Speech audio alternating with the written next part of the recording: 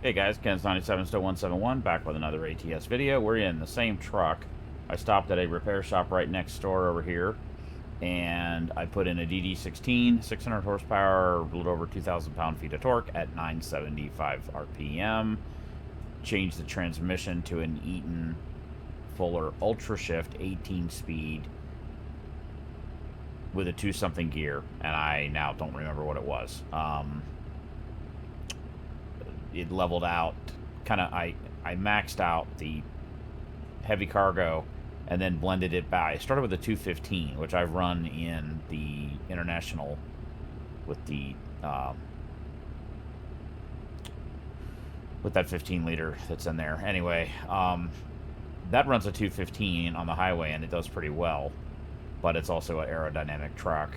So I backed it off. Basically, that maxed out the normal cargo, and then I just whittled it backwards. Normally I do like a 264 or something else. Look at this dumb fuck sitting there. I am nowhere near. I'm not even anywhere near the road. It backed it off basically until they were about level with each other. Slightly more on the heavy cargo than on the normal.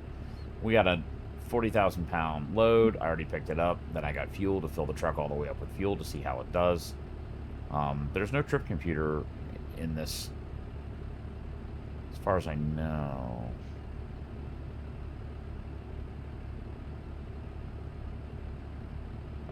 So we'll just do the math when we finish the trip. We're doing short, only 133 miles. Going east on I-10 should be pretty easy. I'm getting a little tired. I did find out what that light is that was coming on as I was slowing down, and it's tractor ABS. So now we know. I'm actually going to put the transmission in automatic because it is an automated manual. And we'll see what it does and how it behaves. It does start off in first gear now, whereas before it was starting off in second, and it felt like it was a little bit too tall, but it wouldn't pick first gear no matter what I did in manual. It was smart shift on anyway. Now it is starting off in first, which tells me the ratios are probably a little more suited. It's still skipping. This engine's much quieter. Keep in mind, peak torque is at 975 in this engine.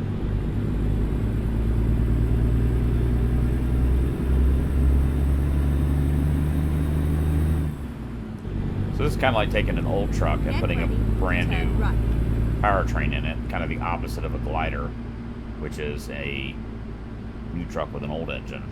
Turn right. Pre-emission. See how it's got tractor ABS light comes on? It's really weird.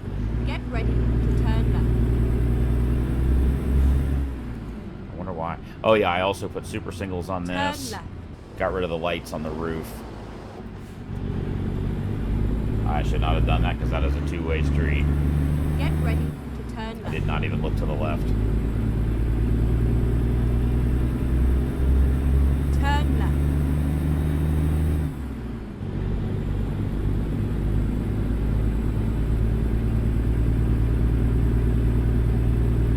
A little unfair since we're in automatic mode.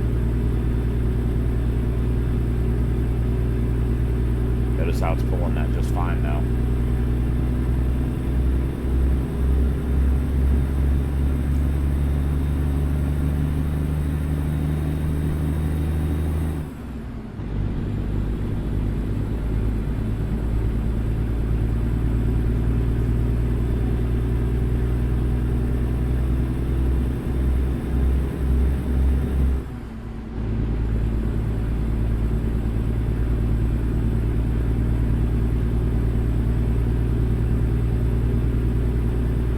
Now the question will be, will it actually go into 18th gear?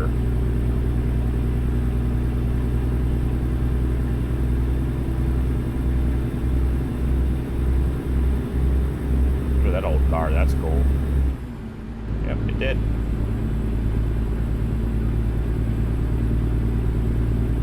Okay, so 18th, 75 miles per hour. Or at 1100 RPM. We could probably go even shorter in the gear ratio, but we're already starting off in first gear with 40,000 pounds in the box, so we probably don't want to do that. I think with the Ultra Shift, the gear spacing is a little more set. So, like in some of the Eaton Fullers, like the 16.16-2s, they're 18-speed transmissions, but there's 2 really lows and then 16 above it, make it at 18 speeds. The Ultra Shifts don't seem to do that. It's just 18 gears. In other words, they're just, the gear spacing is more linear across all the ratios. So the advantage is on the other one is you could have 2 really low graining gears and then keep the tall ratio. Whereas this is a little more spread, which also has advantages.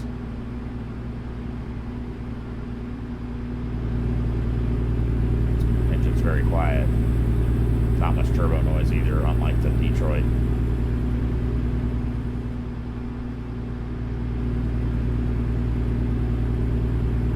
It's a really short trip. I was just getting tired. I didn't want to do much more driving.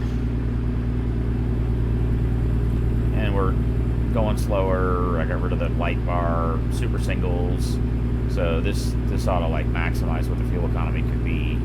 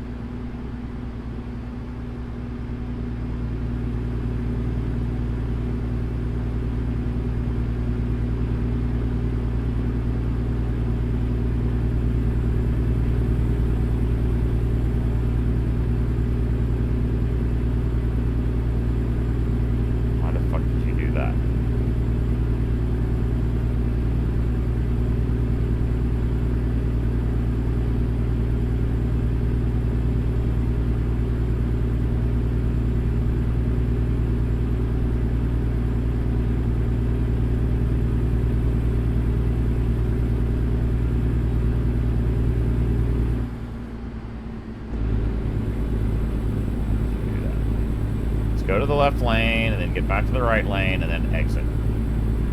Typical four-wheeler.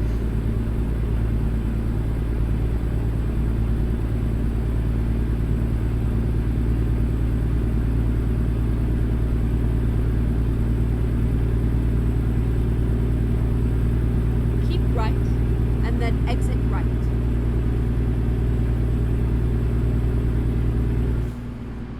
Exit right.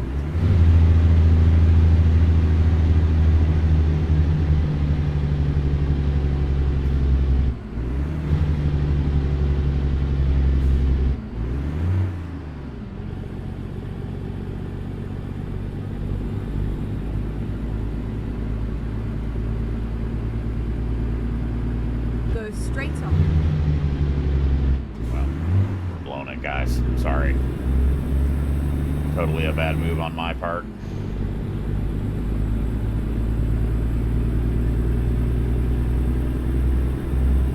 Feels like it accelerates slower than the other truck, but I'm also not revving it out as much.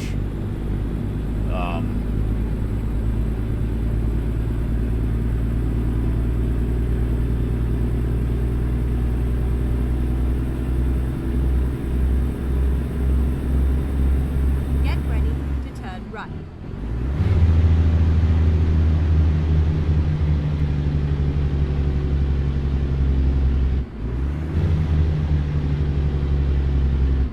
Turn right.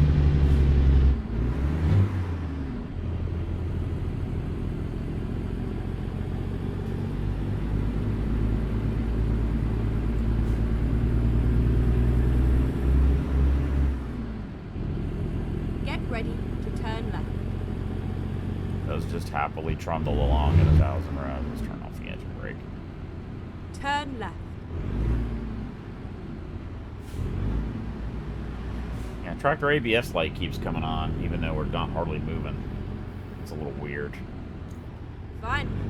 We are here.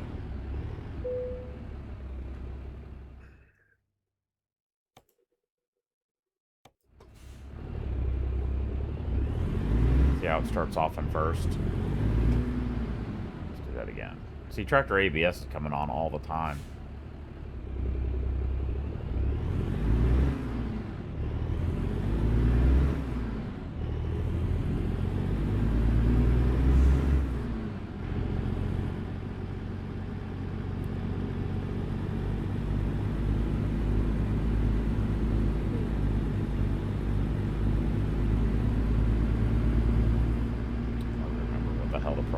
I think it was dog food.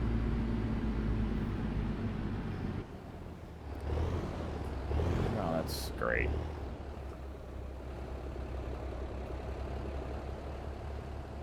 I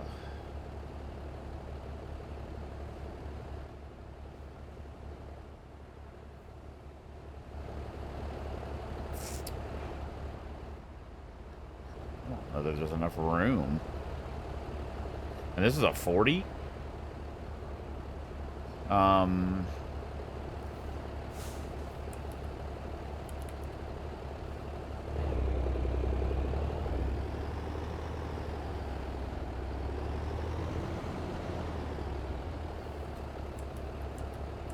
What I think I'm going to do is go in that way, try to do a U-turn, come back out this way, and then back it in. There's not enough space between there and there to do anything else. And if I can't, then I'll just ditch the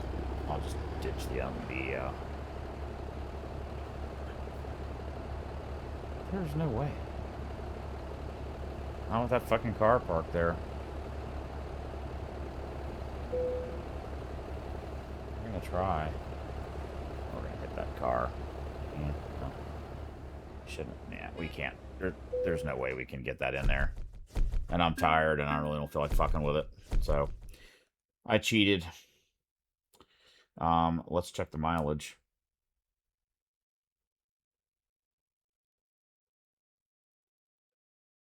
$6 miles per gallon. So, I mean, that's better. But considering we drove like an asshole in the previous setup and got 5 with more weight, is kind of interesting. It is a more powerful engine by a pretty significant amount. It's 600 horsepower instead of 500. So, you know, it's more efficient with more power and more torque by quite a bit. It's like 1,600 pound-feet, and this is like a little over 2,000 pound-feet. So it's a pretty significant jump in torque, and better fuel economy at the same time is a win. Makes me wonder if we could find, and I did not look in that list, is there a DD16 or another Detroit diesel, a 2024 that's like, 500 horsepower and similar torque? That might be another option. Get the fuel economy up even a little bit more. I mean, 6 miles per gallon is not terrible, and 5 miles per gallon certainly isn't terrible considering how we were driving, but it's nowhere near a record. Especially considering we were running 75 miles an hour. We were running way slower.